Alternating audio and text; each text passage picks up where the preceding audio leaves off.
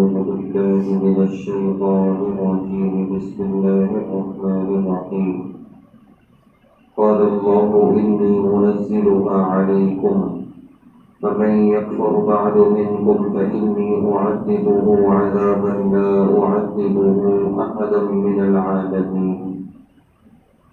اللہ نے فرمایا کہ میں وہ دسترخوان تم پر نازل کرتا ہوں، لیکن پھر جو اس کے بعد تم میں سے کفر کرے گا تو میں اسے ایسا عذاب دوں گا کہ جیسا عذاب میں نے دنیا جہان والوں میں سے کسی کو نہیں دیا۔ گزشتہ آیت میں یہ بات آئی کہ حضرت عیسیٰ علیہ السلام کی قوم والوں نے اس بات پر ضد کی کہ ان کے لیے آسمان سے دسترخوان اتارا جائے جس پر مختلف قسم کی غذائیں ہوں۔ عیسیٰ علیہ السلام کے سمجھانے پر بھی وہ نہ مانے تو عیسیٰ علیہ السلام نے دعا کی۔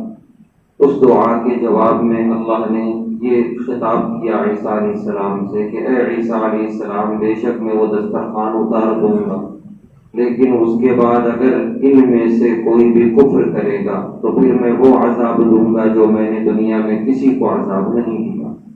یہاں اللہ نے اس واقعے کو ختم کر دیا۔ اب اس کے بعد ہوا کیا، اس کے بارے میں دو تفسیریں ہیں۔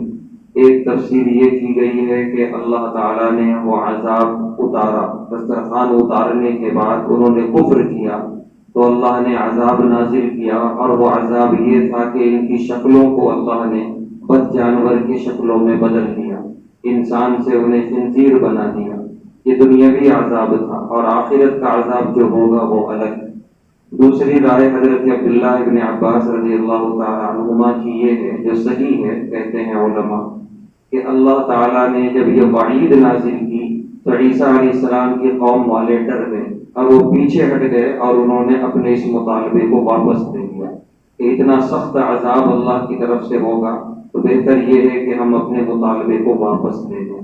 الغرض جو بھی ہوا ہوگا، اللہ یہ بتانا چاہ رہے ہیں کہ ایک قوم ایسی بھی کہ نبی کی موجودگی میں دسترخوان مانگ رہی ہے، غذائیں مانگ رہی ہے، کھانے کی چیزیں مانگ رہی ہے، جو کہ انسانیت سے گری ہوئی باتیں ہیں۔ نبی موجود ہیں تو نبی سے ہدایت لی جائے، ان سے جتنا ہو سکے علم وحی حاصل کیا جائے تاکہ دنیا اور آخرت میں کامیابی نصیب ہو۔ اللہ ہم سب کو اس واقعے سے سبق حاصل کرنے کی توفیق عطا فرمائے۔